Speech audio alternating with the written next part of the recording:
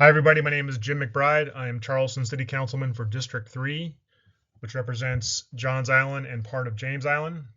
Today I'm talking about Episode 5, May 1st, 2024, Episode 5. The topic is state concurrency laws, and how they can help our infrastructure.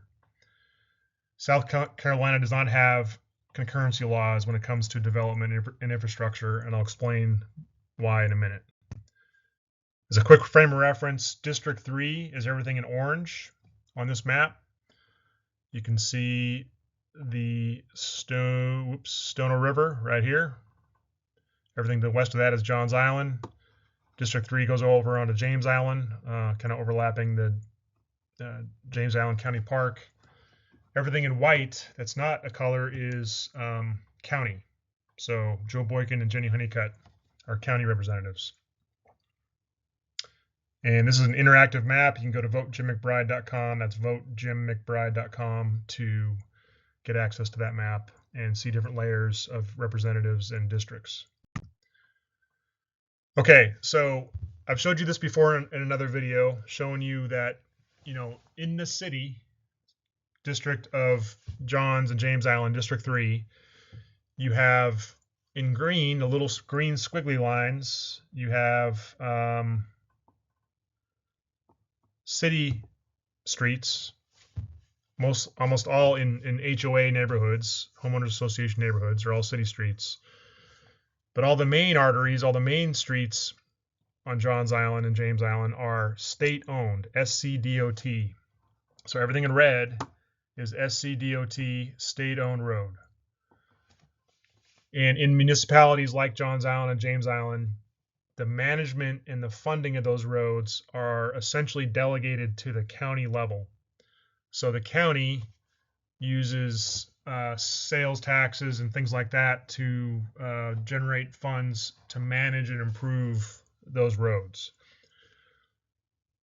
And this is challenging when it comes to development or growth of an area, because you have 3 levels of government that have to synchronize well for the growth to be healthy and not have too many negative impacts. And that has not gone well, to put it mildly, over the last 20 years. And we're feeling the results today. Traffic on Johns Island and James Island is bad, and it's getting worse because there are developments that have been approved several years ago that are still to be developed, and traffic's only going to get worse, and the roads are not keeping up with it. This is where state concurrency laws come in. So I'm going to give you an example of Florida. You think about Florida, they went through their growth spurt as a state in the late 70s, early 80s, and they went through their growing pains. And so therefore in 1985, the Florida legislature created the requirement that infrastructure be available to accommodate new development, that infrastructure must be built ahead of and anticipating and to support new development. This is called concurrency. So on this slide here, I gave an example from Orange County, Florida website. You can go to that website, and this is a quote from that website that kind of sums it up. Concurrency requires that public facilities and services needed to support development be available concurrent with the impacts of that development. That's where concurrency comes in, the word concurrency. So development must be available concurrent with the impacts of that development. So facilities and services subject to concurrency requirements in Orange County and the state of Florida are roads, schools, utilities, solid waste, and parks. And I'll get to parks in a second, some more. So that's a Florida example of concurrency. It's been around since 1985. Here is an example from Washington State. They have very well-developed concurrency laws. There's the source link up there at the top. So Washington Administrative Code on concurrency. The purpose of concurrency, this is a great definition. The purpose of concurrency is to assure that those public facilities and services necessary to support development are adequate to serve that development at the time it is available for occupancy and use without decreasing service levels below locally established minimum standards. And I'll let you read the rest of that. But at the bottom, there's another link I put at the bottom of that slide, and that is a website that has examples from Washington state cities that have their concurrency laws that are consistent with the state concurrency laws. So there's a few examples out there that I found that could apply potentially to South Carolina and Charleston and Johns and James Island. Now, I've been talking to a few legal experts on this kind of stuff. I'm not a lawyer, so I'm just telling you my opinion based on me talking to them. That one of the reasons it has been challenging, or why South Carolina may not have a law like this, is because concurrency laws, a statewide law mandating that municipalities invest and pay for infrastructure, which is expensive, comes from a combination of taxpayers and developers, is really difficult for small municipalities. So a small town trying to grow could be severely impacted by a concurrency law like this. So talking to some folks that know what they're talking about, we bounced around an idea that if a concurrency law for South Carolina was passed, that was a statewide law that applied to population thresholds in, say, at the county level. So if a population was a certain level or higher, the concurrency law could apply, for example, and therefore would protect the lower population counties. That maybe something like that could work for South Carolina. So it could potentially apply for Charleston, Columbia, other cities like that could afford these concurrency laws, and then the smaller ones would be able to develop without getting slowed down too much. So why am I telling you this? I'm a city council representative because I want to inform you about this. There's some discussions we've been having, because you as a constituent can talk to your state representatives, do a little research, Google concurrency, Florida, Washington states, find some other examples, bone up on a little bit. I can tell you that at the state level, some discussions are being had about concurrency laws.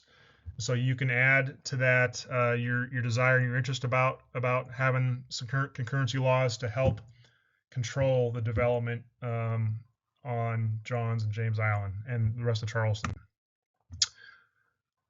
So I mentioned parks as a part of infrastructure. Well, look at this.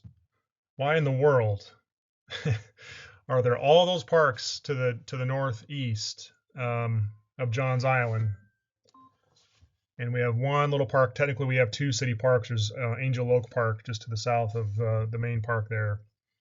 The city has bought land to add more park facilities on Johns Island. It's going to take a while to develop, so they have had some forethought there and invested some money for that. But again, we've just been left behind. Concurrency law, state concurrency law, would have ensured that those other parks were developed and were in place before all this rapid development. It would ensure that Maybank and River would have the capacity first to support the population growth before the population growth would be allowed to be built. So, and if the roads couldn't be expanded for whatever reason, then the development wouldn't be allowed to happen. It just requires that the infrastructure is in place. Now, my biggest frustration on Johns Island and James Island, but especially Johns Island. James Island has a lot of flooding issues more than Johns Island, so that's, in my opinion, their issue. They have traffic issues as well on James. But Johns Island, man, traffic, and we have two ways on and off the island. And developments are going up like hotcakes, and the roads are improving very, very slowly. So that ties into the county's transportation sales tax that they're going to bring up this November 2024 to try to raise some, or try to bring in some revenue to do some improvements on Maybank. There's a plan to expand Maybank at least one more lane going off the island, and some other things like that. So Southern Pitchfork to help alleviate some of the pressure of traffic on Johns Island.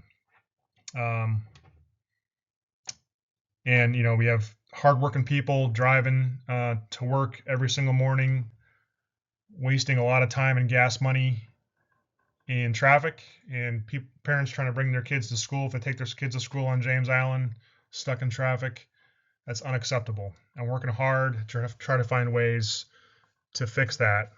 This is one of the ways. It's not just a city solution or a county solution. It's also a state solution, and we are all working together to try to solve this. So I encourage you to talk to your state representatives. We have 3 state representatives on Johns Island. 3 state House representatives. Spencer Wetmore, Matt Lieber, Leon Stavronakis. There's their contact information. If you go to those websites underneath their names, you can reach out to them. And at the Senate level, state Senate level, we have Sandy Sen and Margie Bright Matthews, and another one that will be filled this November.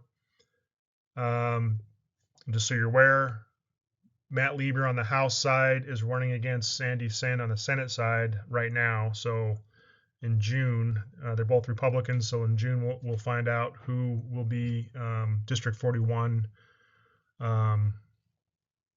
And there'll be a new representative, Matt Lieber's seat on the House side.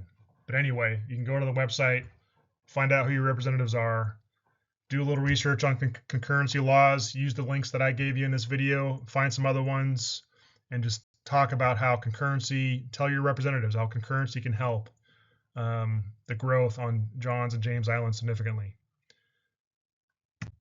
And there's also at the county level, they're both Joe Boykin, Jenny Honeycutt, District 8, District 9, are both well aware of concurrency and are also pushing for it, talking to state representatives. I've talked to the state representatives about it.